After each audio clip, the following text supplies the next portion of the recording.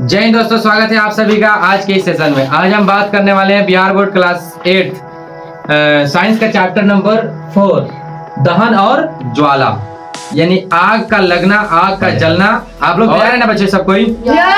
चलिए शुरू करते हैं। फिर सबसे पहले हमारे मन में सवाल ये उठता है कि दहन किसे कहते हैं, यानी जलन क्या होता है, जलना क्या है। इस बात को समझने की कोशिश करते हैं। जब कोई पदार्थ ऑक्सीजन की उपस्थिति में जलकर ऊष्मा दे, क्या दे?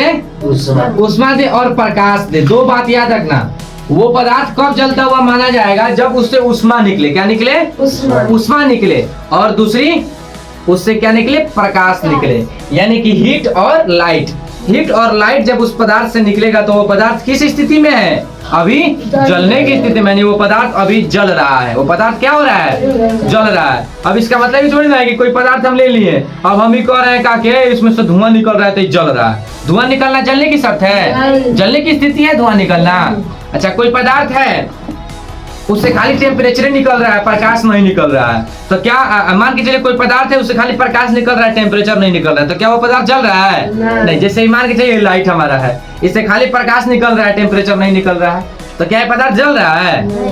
नहीं जल रहा है। ये दहन की स्थिति में नहीं है। ये अलग बात है, प्रकाश दे रहा है। बिजली की उपस्थिति में क्या कर रहा है? हम लोग को प्रकाश दे रहा है, लेकिन ये जल रहा है का?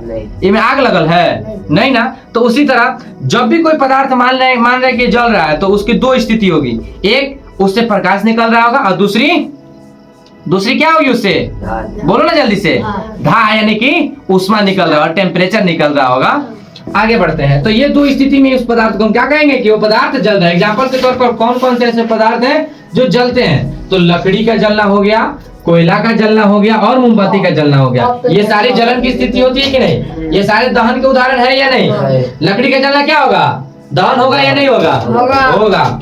कोयला का जलना दहन होगा। मोमबत्ती का जलना होगा। अच्छा, हम पूछना चाहते हैं आप लोगों से कि जरा आप बताइए कि कौन सा ऐसा पदार्थ है जो नहीं जलता है? मिट्टी नहीं जलता है। मिट्टी नहीं जलता है, पत्थर नहीं जलता है, तो इसे हम लोग क्या कहेंगे? अज्वलनशील पदार्थ। कौन सा पदार्थ कहेंगे? इस पर आगे हम चर्चा करेंगे। आगे बढ़ते हैं। अब दहन की शर्तें कौन कौन सी है, यानी कौन कौन सी ऐसी शर्तें हैं जिसको पूरा न करें तो हम दहन की प्रक्रिया को नहीं कर सकते हैं।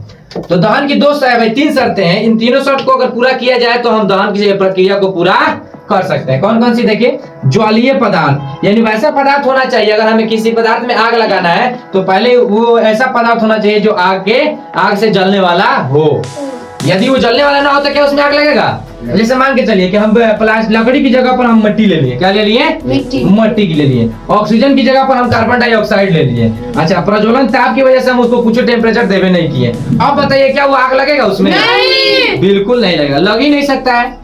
तो ज्वलनशील पदार्थ होना चाहिए, जैसे लकड़ी हो, प्लास्टिक हो, कोयला हो, एक्सेट्रा। अभी बहुत सी और सी ऐसी चीजें हैं जिसमें आग लगता है। और उसके बाद उसमें ऑक्सीजन होना चाहिए। क्या होना चाहिए? ऑक्सीजन। अब इसका मतलब ये थोड़ी नहीं कि उस पदार्थ में ऑक्सीजन होना चाहिए।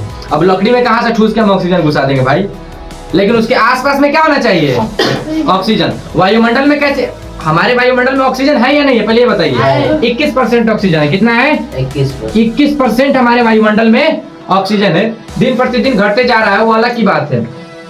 सबसे कम अगर कोई गैस है, देखिए, अगर तीन गैस बहुत ज्यादा महत्वपूर्ण होते हैं, एक ऑक्सीजन, दूसरा नाइट्रोजन, तीसरा कार्बन डाइऑक्साइड। तो नाइट्रोजन कितने परसेंट है? लगभग नाइट्रोजन आपको 70% के आसपास में मिल जाएगा। हाँ, 70% या 71% के आसपास में आपको नाइट्रोजन गैस। अच्छा, नाइट्रोजन गैस का क्या काम है आपको बताए थे कि नहीं बताए? पहले बताइए। हाँ, ये मिट्टी की उर्वरता बढ़ाने के लिए नाइट्रोजन क्या करता है? वायुमंडल से किसको पकड़ के लाता है? सॉरी, राइजोबियम नाम करके एक सूक्ष्मजीव होता है जो वायुमंडल से नाइट्रोजन को पकड़ करके लाता है जमीन के अंदर, जिससे मिट्टी में क्या बढ़ती है?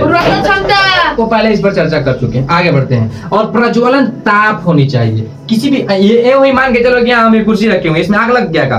नहीं। लेकिन वही अगर कोई ऐसा टेम्परेचर ले ले और ये मान के चलो कि एक माचिस ले लिए और माचिस से लेकर के इसके पास एक नियत टेम्परेचर देते जा रहे हैं, इसके हीट करते जा रहे हैं। जब ये कहेगा रे भाई बहुत ज्यादा हमको हीट कर दिया, जब ये अपना आपा खो देगा, अपनी ताकत खो देगा, तो इसमें क्या हो जाएगी? आग पैदा हो जाएगी, यानी ये जलना शुरू हो जाएगा। तो जिस स्थिति में, यानी जिस टेम्परेचर पर ये जलने लगा है उस समय से ठीक था, हमने टेम्परेचर दिया, बर्दाश्त किया, बर्दाश्त की क्षमता जब बाहर चली गई तो जब ये जलना शुरू हो गया तो तो जिस टेम्परेचर पे ये जलना शुरू हुआ है उसी टेम्परेचर को क्या कहते हैं? प्रज्वलन ताप कहते हैं। क्या कहते हैं? प्रज्वलन ताप कहते हैं। अब प्रज्वलन ताप किसे कहते हैं? लिखा हुआ है, जिस न्यूनतम तापमान पर कोई पदार्थ जलना शुरू हो जाता है उसे प्रज्वलन ताप कहते हैं। अब यहाँ पे है ज्वलनशील पदार्थ और अज्वलनशील पदार्थ। तो सीधी सी बात है, इसमें कुछ ज्यादा सोचने की जरूरत है ही नहीं। ज्वलनशील पदार्थ वो होता है जो जलने लगता है, अज्वलनशील जो न जले उसे अज्वलनशील पदार्थ कहते हैं। जैसे ज्वलनशील पदार्थ लकड़ी, कोयला, प्लास्टिक, ये सब क्या है? जलने वाला पदार्थ है, ये सब जल जाएगा। अच्छा, वही अगर बात करें मिट्टी, बालू और पत्थर की, तो ये जलने वाला नहीं है, ये जलवे नहीं करेगा, तो इसे अज्वलनशील पदार्थ कहते हैं। आगे बढ़ते हैं। अब हमारे दहन के कितने प्रकार होते हैं, यानी जलने के कितने प्रकार हो सकते हैं? एक तीव्र दहन, यानी जल्दी से जल जाना। मान के चलो कि किसी चीज में हम आग लगा दिए, जैसे पेट्रोल कोनो चीज पर छिड़क दिया, आग लगा दिए, कितना जल्दी आग पकड़ लेता है। चाहे खूब सूखा कोनो चीज है उसमें आग पकड़वाना है तो जल्दी से पकड़ लेगा, तो वो तीव्र दहन होगा। क्या होगा?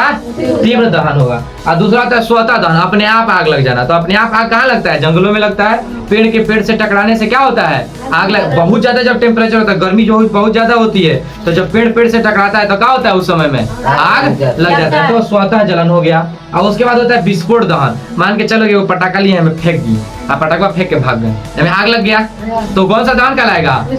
एगो बम लिया, फेंक के भाग गए। देखो भाई, मुड़ियों पर टोपी भाई, ऐसा ना कि कहीं दिखता है सब वीडियो देखो भाग जाए सब। ये भी हो सकता है। तो देखो विस्फोट दहन, ऐसे ही बदनाम है सारा लोग कि टोपी ले पहन के और जा करके अल्लाह अकबर बोल के बम फेंक के भाग जाता है। सर बैग डाल के वो बैगो लेके चलेगा तो टेंशन रहता है। ये देखिए ऐसा हो गया है अपने इंडिया में, ऐसा माहौल बन चुका है कि मुसलमान को कुछ दहशतगर्दी नजर से ही देखा जा रहा है कि भाई इससे खतरा है, लेकिन हकीकत कुछ अलग है। हकीकत हमेशा कुछ अलग होता है, बल्कि ये पॉलिटिशियंस जो होते हैं, नेता जो होते हैं, वो लोगों को बेहुदा बनाते हैं, चूतिया बनाते हैं, और उसमें हम लोग क्या होते हैं? फंस जाते हैं। अगर वो ऐसे न करें, अगर धार्मिक बात न करें, धर्म पर भाषण न दे, तो कभी जीतने वाले हैं? कर ही का रहे हैं वो लोग, वो कर ही का रहे हैं। आप लोग खुद सोच लीजिए, खुद देख लीजिए। तो इसलिए वो अपना रोटी सेकने के लिए ऐसा काम करते हैं। बहरहाल हमने 3 प्रकार बताया, तीव्र दहन, स्वतः दहन और विस्फोट दहन। ये तीनों बात आप लोग समझ गए। आप हमें बताइए तीव्र दहन क्या होता है? जल्दी से, हाँ, यानी जल्दी से आग लग जाए। और स्वतः दहन जो अपने आप, विस्फोट यानी कि धमाके से आग लगे। आगे बढ़ते हैं। ज्वाला, फ्लेम के बारे में चर्चा करते हैं। जलते समय दिखाई देने वाला चमकीला भाग ज्वाला कहलाता है। यानी कि जब आग लगी हो उस समय जो चमकीला भाग दिखाई देता है वो ज्वाला कहलाता है। जैसे इसकी कितने रंग हो सकती हैं? काला रंग होता है, काले रंग का भी कुछ आप लोग को दिखाई देगा आग के अंदर, वो ज्वाला का उदाहरण है। क्या है? ज्वाला की वो क्या नाम है, विशेषता है कि रंग उसका काला होता है। और कुछ नीला भी दिखाई देता है। कैसे दिखाई देता है? कभी आग में नीला आप तो देखे हैं? नीला भी होता है और रेड भी होता है। क्या होता है? रेड यानी लाल भी होता है। ये 3 रंग आपको दिखाई देनी चाहिए। ये 3 रंग जिसमें होगा वो ज्वाला है। क्या है? अब इसका मतलब ये थोड़ी ना है कि हम एगो हरियर पहन लिए, एगो नीला पहन लिए, एगो ब्लू पहन लिए कपड़ा, अब हम चल लिए तो हमको लोग क्या कहेगा? क्या कहेगा बच्चे? ज्वाला। हो सकता है, मुमकिन ही नहीं है। फिर मिलते हैं नेक्स्ट वीडियो में इसी चैप्टर के सेकंड पार्ट के साथ। तब तक के लिए धन्यवाद। जय हिंद।